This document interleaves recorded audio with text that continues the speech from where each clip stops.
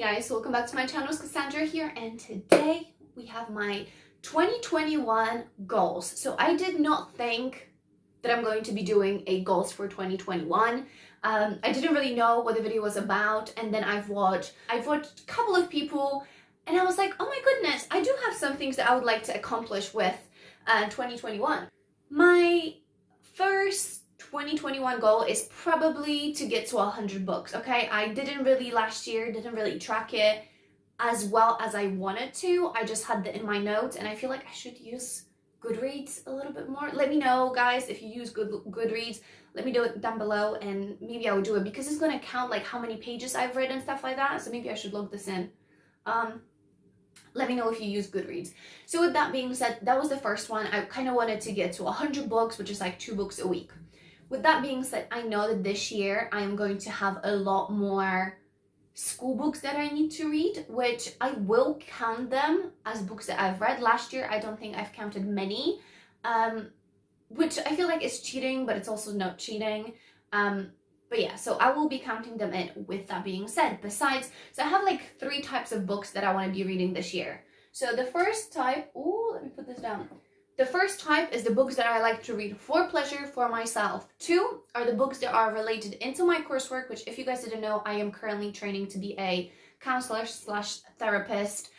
So there's a lot of material that I can read within that. And the third one is books about self-love, self-empowerment / non-fiction books. So for example, it would be something like How to Win and Influence People, or it might be, I don't know, Adventures for Your Soul, or anything you guys can see kind of on those first shelves here.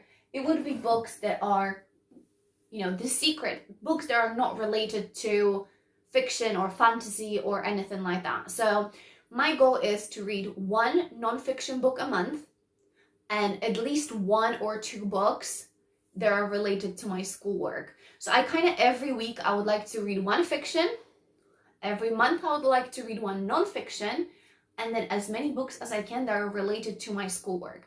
So ideally, like another 1 a week or so. Not every time it is doable. Like, even if I read 1 extra book for school, it's great. That would be 12 books plus 12 non-fiction. And then, so I could read 6 books a month. That would be great. Obviously, some months are going to be more than others. Like this month, I am already starting book number 6 and 7, which will be, 1 is going to be my schoolwork, 1 is going to be for myself, but we are currently in lockdown. So those were my goals. It was to read 12 nonfiction books.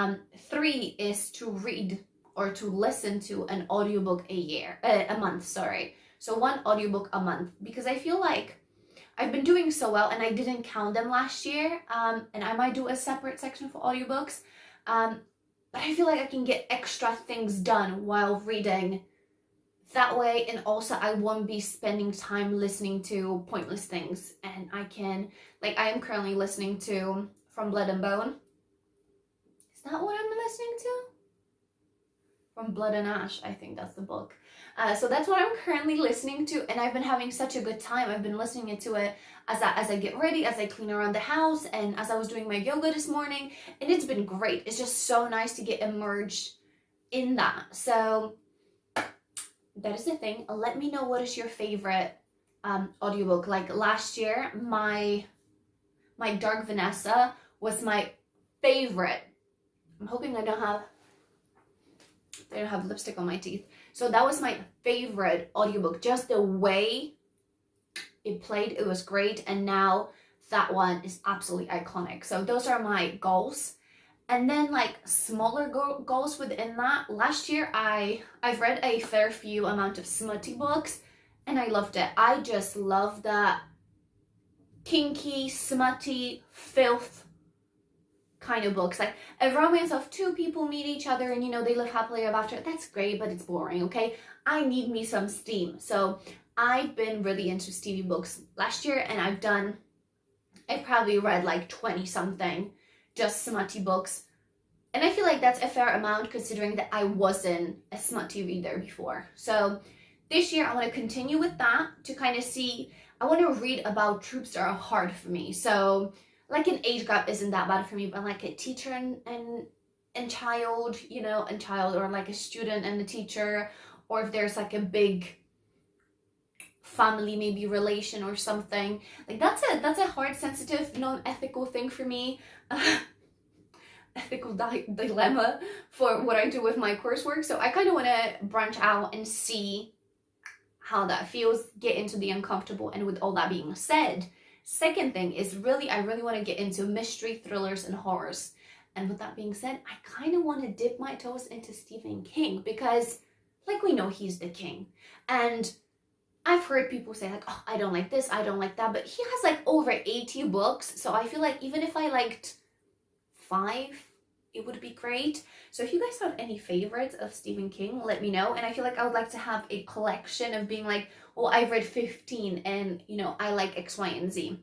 Because I feel I haven't, you know, like someone asks you a question, what is your favorite author? And you automatically have someone. So like, I love Sarah J. Maas, but only because I've read 2 series by her and I haven't read anything else. So I want to get into authors that have a lot more books, because a lot of the time if I read a book and maybe I didn't particularly like it, I don't really go searching if that author has any other books. I just go in like, oh, I think that one is great. But what if I did like the book? Maybe I should go and see if I like all the books of theirs. I don't know if that makes any kind of sense. So like, I know that if I read a Stephen King book and I didn't like the one, I probably, unless the next book was mentioned and was so hyped up, I wouldn't go being, oh, I will see if something else that he wrote is going to like kind of resonate or I'm going to enjoy it. And so knowing that I'm new to horror and new to him, I actually found one book of his on my bookshelf. So when I was moving, I have this bookshelf, the bookshelf downstairs where I recorded, another small one, and I have just like an extra one where those are the books that probably should be donated because I'm probably never going to reread them. So that might be a thought to do when the world reopens, just give them away because I either didn't enjoy them or it's just whatever. So I probably should give them away. And there was a box on the end, and I had books that I haven't read, but they maybe didn't have the prettiest covers, or I just didn't have enough space for them. And I found The Exorcist, and I found Dreamcatcher by Stephen King. So I was like, damn, I'm going to start with this. And it is quite a hefty book, but it's in like a smaller size. So I'm hoping that it's going to be a little bit easier to get into. And I just want to see, you know, I just want to experience it and see, not just going by, oh, that is the hyped up book at the time and I'm just going to read it. I just want to kind of go in and see what I actually enjoy. So that is my kind of last goal of what I wanted to do, and I wanted to share into horror. So I want you guys to let me know down below 2 things, okay? 2 things. 3 things.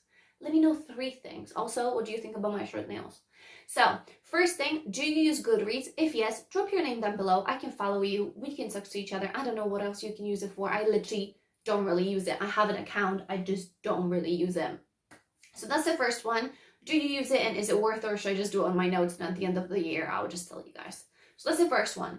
2, your favorite audiobook. And I just want something that is going to like pull me in. Like Stalking Jack the Ripper was amazing. Dark Vanessa was great. The one that I'm listening to now is great. I'm not the biggest fan of Throne of Glass, but I did listen to it. The Fault in Our Stars, the way it was told, I cried. So let me know what audiobook you listened and you really enjoyed. And then if you guys are Stephen King's readers, please let me know what your favorite one is. I really just want to have like a whole shelf and be like, I've read this. I really have like this magical vision of where we actually buy our own house. I want to have like an entire wall of bookshelves where I'll have like, oh, those are my mystery, thrillers, horrors. This is my fantasy, my series, my romances, you know, and that's my nonfiction. That's kind of what I want to get to, but I really just want to get into maybe not the super hyped up books, maybe to something that isn't, you know, 5 out of 5 stars, but the story was great. I know they're like Pet Cemetery is really popular, but I feel like it's not something that would scare me. I think it's Hunting of a Hill House. I know that's not by Stephen King, but that's something where I'm like, oh, that could scare me. Like Animal doesn't really scare me. I kind of want to read it, but also clowns don't scare me. So what does scare me is little kids, noises in a house if you live in the middle of nowhere. I'm not scared of bodily like, you know, modifications, I think is a little bit of gross, but I'm cool with that. When I watch movies, I don't like anything underwater and caves, you know, like you're stuck in a cave 47 meters below, I think it's called, or black waters or something like that, when there's like a shark or something following you. That's kind of like, I'm like, oh, that's unsettling. But yeah, like hauntings and stuff like that's something that I am scared of, because I would not want to be left in a house on my own with something like that. So those are my goals. And if you guys want to share your goals with me, or if you recorded a video or have done a post, please leave a link down below, or maybe tweet me the link, because I don't know if you can leave it in a comment on YouTube. But if you just tweet me, that's my Twitter. You could tweet me and I could see it. Maybe I could get some inspiration, maybe some books that you've recommended. I would love to do that. So with all that being said, guys, my rumble's over and that coffee is definitely kicked in. So with all that being said, I hope you enjoyed it, and until the next time, I will talk to you guys soon. Bye.